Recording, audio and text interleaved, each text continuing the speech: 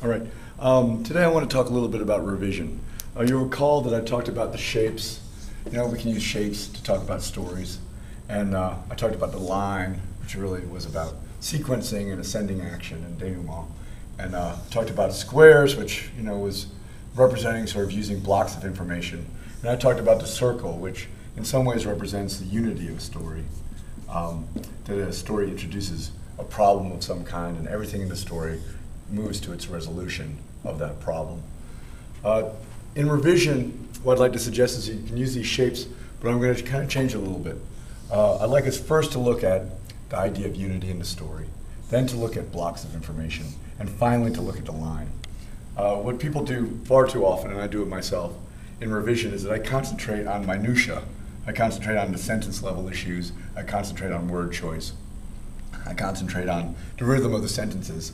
And while that's important to do, if you're going to change major elements of your scene, or you're going to render something in summary instead of scene, then all of this is going to be immaterial and we're going to waste a lot of time.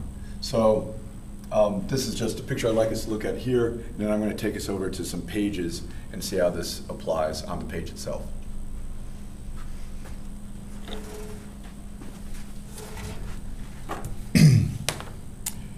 Okay, here we have a very short part of Frank McCourt's Angela's Ashes, and we had this as a reading. And I'm just using it as an example. It doesn't matter what's really said on the page. This should apply to anything. And I only have 2 pages here, but it doesn't really matter that it applies to 2 pages. It can apply to 100 pages. It can apply to chapters, and it can apply to entire books. So what I want to do first is I want to take a look at the beginning of my story, right in here. Somewhere in here, I want to be very clear about what the conflict is. What is the dynamic action? How is it represented?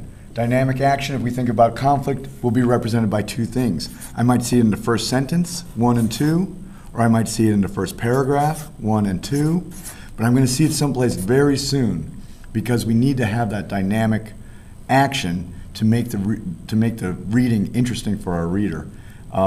So we need to get that started. Then I want to think about, because I'm thinking about the circle here, I want to see this problem, I want to see this dynamic action resolved in the ending. I want to see that sense of unity. The next thing to look at is now the information on the page. What am I doing with summary?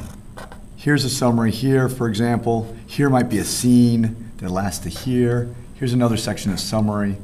When we think about our text on the page, we want to consider that time on the page is also our attention.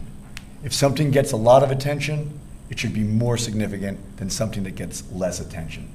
So if this is a long scene here, which it is, we might consider this to be really the heart of the story. This is where something very significant is happening. This small section here of summary might be less important. If we're spending a lot of time on some section that doesn't have a great deal of importance, we might think about that in terms of the rhythm of the piece. We want to shorten it and make it briefer.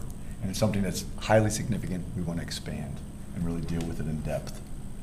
And the last is, of course, just looking at the sentence level. And that's us going through and considering the rhythms of our sentences, how they're moving, this, in its relationship to the next sentence. People will talk about we all learned in early grades that we should vary our sentence patterns, and that's true because we do not want to develop a monotony in our sentences. But the sentences are the last thing to look at. First thing to look at is unity. Then we want to look at these chunks of information. How much time are you spending on a certain scene? What are you accomplishing out of that time? How much time are you spending on something else? What do you accomplish?